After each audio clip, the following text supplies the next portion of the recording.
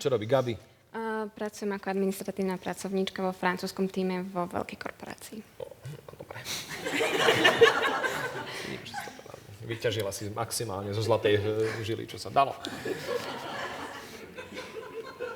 Baňa je prázdna. Teraz, čo sa mám opýtať, keď všetko tak pekne vyrapotala, rapotačka jedna? Mademoiselle? Monsieur? Áno. Mne to Mademoiselle mi vždy znelo ako nejaké mazivo do motora niečo, vieš? Že, daj mi ten Mademoiselle troška sem, aby to teda fungovalo, vazelína. Tak asi vieš po francúzsky. Tak, snažím sa. Rozumiem. Nie každý deň je nedeľa, ale tak... Áno. Ale nedeľa je po francúzsky.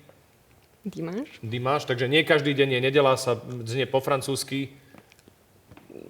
Radšej nie. Dobre, tak skúsim, ešte mám takéto...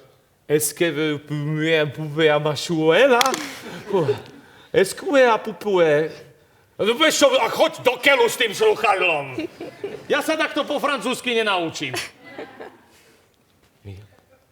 Hovorí mi nejaké pupuše. Coucher avec moi. No, ja viem horizont. Masáž.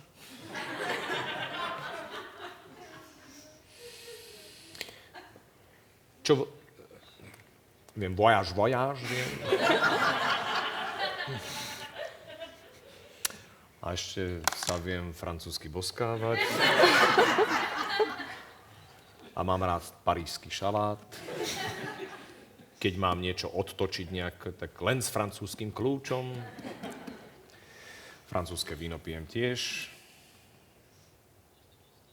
To už som hovoril francúzske bosky, tak buď kreatívnejší ako ja.